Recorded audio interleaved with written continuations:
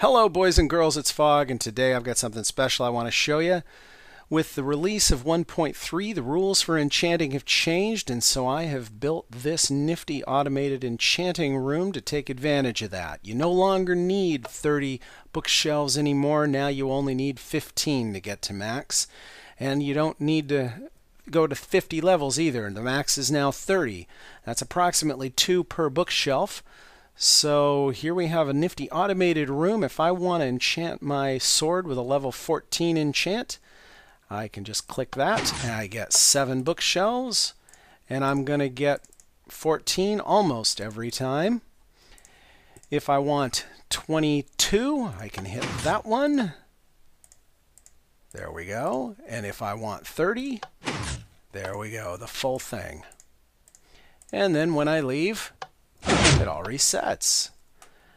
This is what it looks like. And let me show you over here. This is just the essential bits. I'll show you how it works, and then I'm going to show you how to build it. So the pistons here are all basically bud switches, and they're powered by this ring of blocks up here. When these blocks are powered and this ring down here pulses, that causes a block update on all of the pistons, and every block up here that's powered will cause a piston to extend, and every block that's up here that's not powered will cause a piston to retract.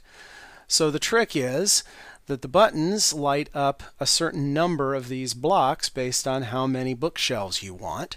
And at the same time, they also cause this to flash, which causes the update, which brings up or down the bookshelves that you want. Whew. All right, you ready? Let's go. Let me go show you how to build it.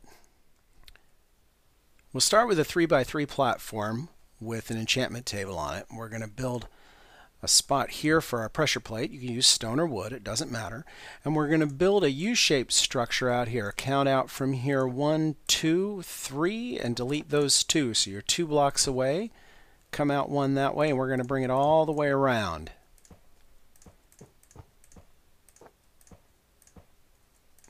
Like this. Right to there, so it's even with the pressure plate, just like that. Now put another block here. If you want to, you can remove this block down there, but you don't have to. Put a repeater there and a repeater there, and cover the rest of the blocks with redstone.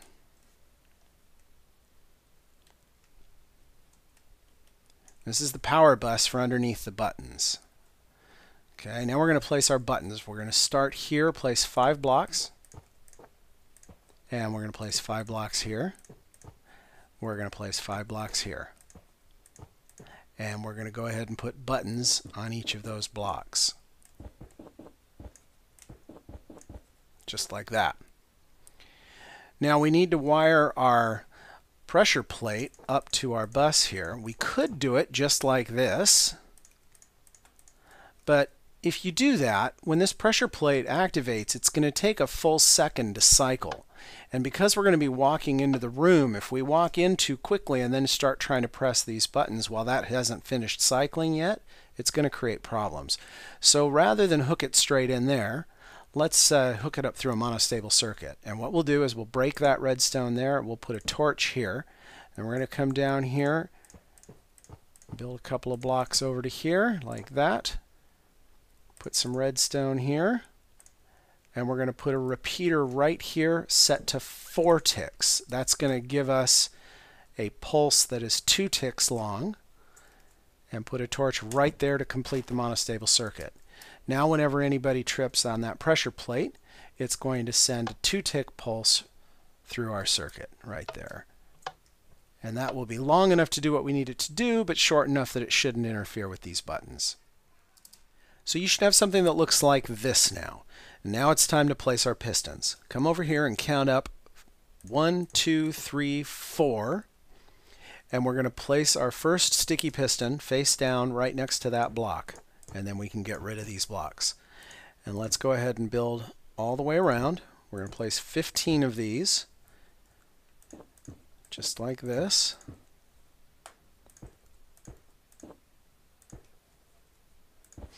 And we're going to put bookshelves underneath all of them.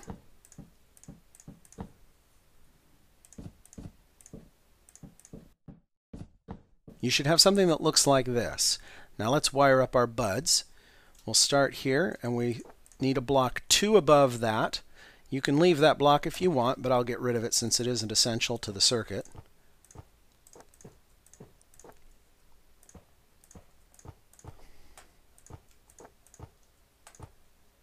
Just like that, and put redstone on top of all of these.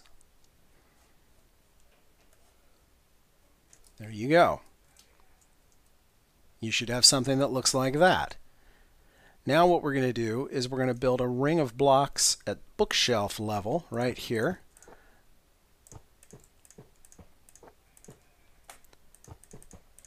This is going to update our pistons.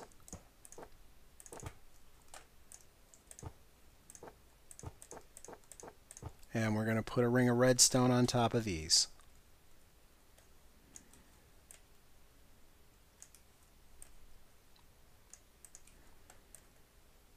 Just like that.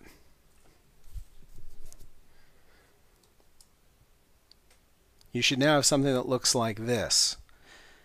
Next, we need to build a monostable circuit off of this block right here that's going to send a 1-tick pulse into this ring to update all of our buds. And we'll do that by building a plus-like structure right here. Knock out that middle one. Put a repeater here set to 3 ticks. A couple of dots of redstone here, a torch, a block, and a torch. That's our monostable circuit. And we'll add a block here and a dot of redstone to connect it to the ring. Now it's time to wire up our buttons. We're going to start over here. Behind each of these blocks here, place a torch. We should have 5 torches. 1, 2, 3, 4, 5. That's behind each of our buttons. Then put blocks on top of those torches, and then put torches on top of the blocks. And finally, a row of blocks on top of these torches. Put redstone on top of all of those. And now what we need to do is hook this block here up to this block here. And we need to do it in exactly 9 blocks. So, 1, 2, 3, 4, 5, 6, 7, 8, 9.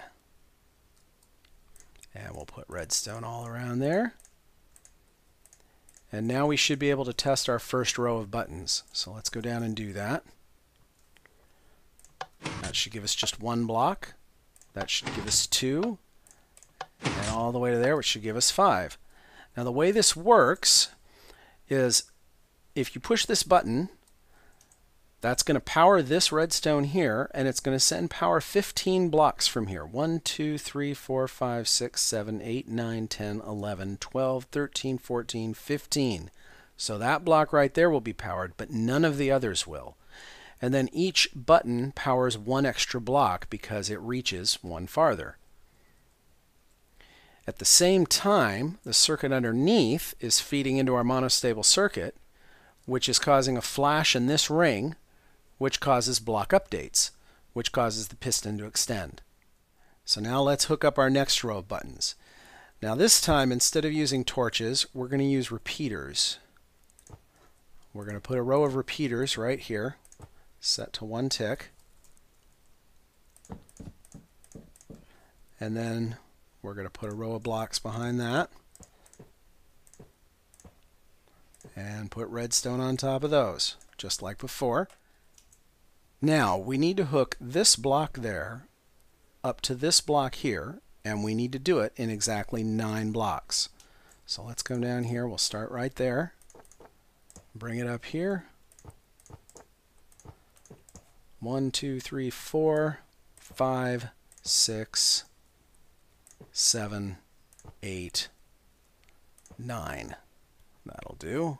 1, 2, 3, 4, 5, 6, 7, 8, 9. Now, this is going to power from this block over to there, but it also powers this way. And we want to make sure these blocks here are always lit whenever any of these buttons down here is pressed. So the way we're going to do that is we're going to pull up from here build this up here and hook it over to here through a repeater so that it can't feed back on us. And also so that we're sure that this guy will reach all the way to there. 1, 2, 3, 4, 5, 6, 7, 8, 9, 10, 11, 12, 13, 14, 15, right to there. So all of these blocks are powered by that repeater, and blocks from here out are powered by our buttons. So we should be ready to test that row. So if we click this one, we've got those. This should give us one more. And it does. This should give us two more. And all the way there. All right. Finally, let's hook up our final row of buttons. We're going to use torches and blocks just like we did before on our first row.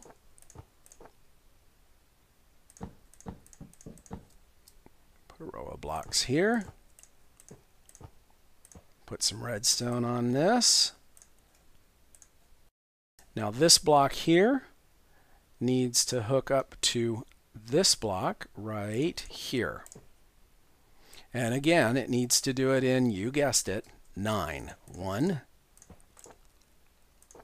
2, 3, 4, 5, 6, 7, 8, 9. 1, 2, 3, 4, 5, 6, 7, 8, 9. Furthermore, we need to make sure that all of these guys all get powered right to there. So we're going to pull power off of here through a repeater again, right over to there.